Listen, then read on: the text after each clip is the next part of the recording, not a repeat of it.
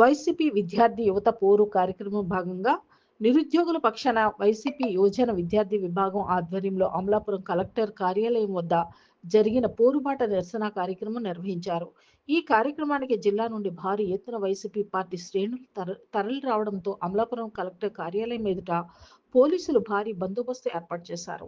అనంతరం కలెక్టర్ కార్యాలయంలో డిఆర్ఓకి వినతిపత్రం అందించారు. ఈ కార్యక్రమంలో పి గన్నవరం నియోజకవర్గ కోఆర్డినేటర్ గన్నవరపు శ్రీనివాసరావు మరియు అమలాపురం నియోజకవర్గ coordinator doctor Pinepi Srikanth, MLC Bommi Israel, Ramachandrapuram నియోజకవర్గ కోఆర్డినేటర్ పిల్లి సూర్యప్రకాష్, రాజోలు నియోజకవర్గ కోఆర్డినేటర్ గొల్లపల్లి సూర్యారావు, ముమ్మడివరం నియోజకవర్గ కోఆర్డినేటర్ పొన్నాడ సతీష్ మరియు వైసీపీ నేతలు, యువకులు భారీ ఎత్తులో పాల్గొన్నారు. అక్కడ మా ప్రతినిధి కేసీఆర్ అడిగి తెలుసుకోవడం జరుగుతుంది.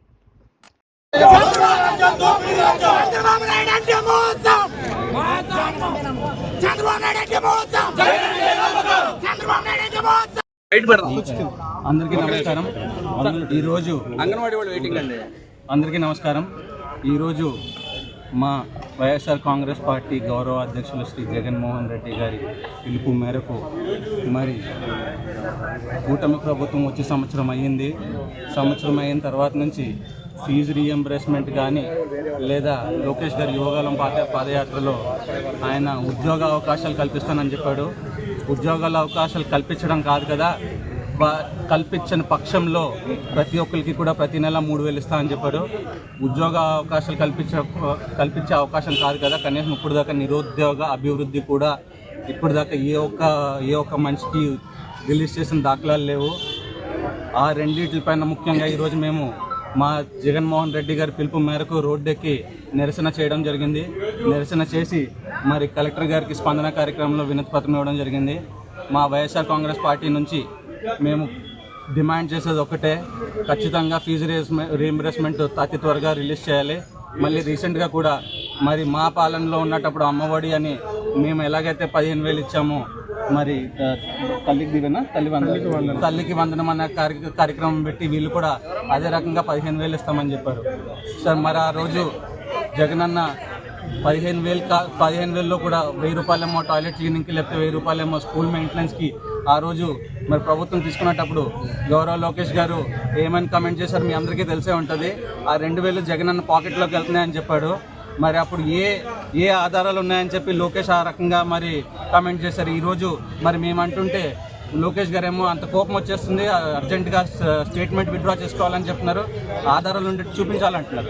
మరి ఆ రోజు ఏ ఆధారాలు ఉన్నాయని చెప్పి మీరు జగన్మోహన్ రెడ్డి పైన అలా ఆ రకంగా బురద చెల్లారని మేము ఈ సందర్భంగా తెలియజేసుకుంటున్నాము.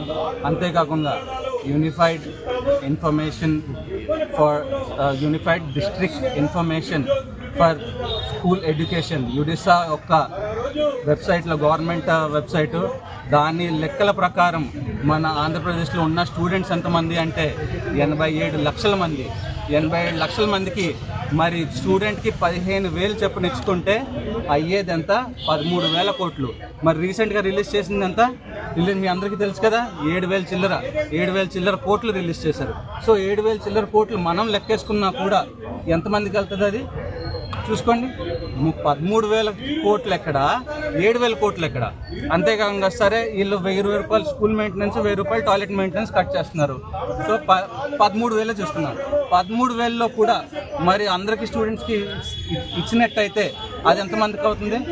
వాళ్ళు ఏ రకంగా కూడా చెప్పిన వాగ్దానాలు నెరవేర్చకుండా, సూపర్ 6 నెరవేర్చకుండా ఈ రకంగా మోసం చేసుకుంటూ ప్రజల్ని మోసగించి వచ్చిన ప్రభుత్వం అతి త్వరలో చెప్పిన హామీలన్నీ నెరవేర్చాలి అని చెప్పి మేము ఈ సందర్భంగా కోరుకుంటున్నాము. నెరవేర్చని పక్షంలో మేము ఇంకా మా ఉద్యమాన్ని తీవ్రతంగా చేసి మరి ప్రభుత్వం యొక్క మెడల్ వంచుతామని ఈ సందర్భంగా తెలియజేస్తాం.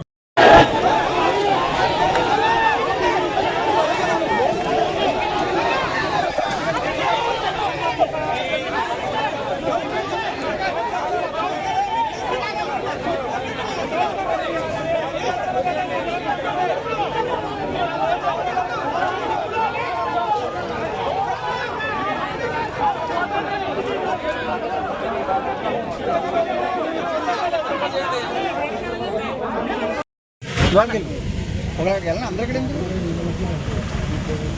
అందరికీ మీరు 1 వేల ముందుకు వచ్చారు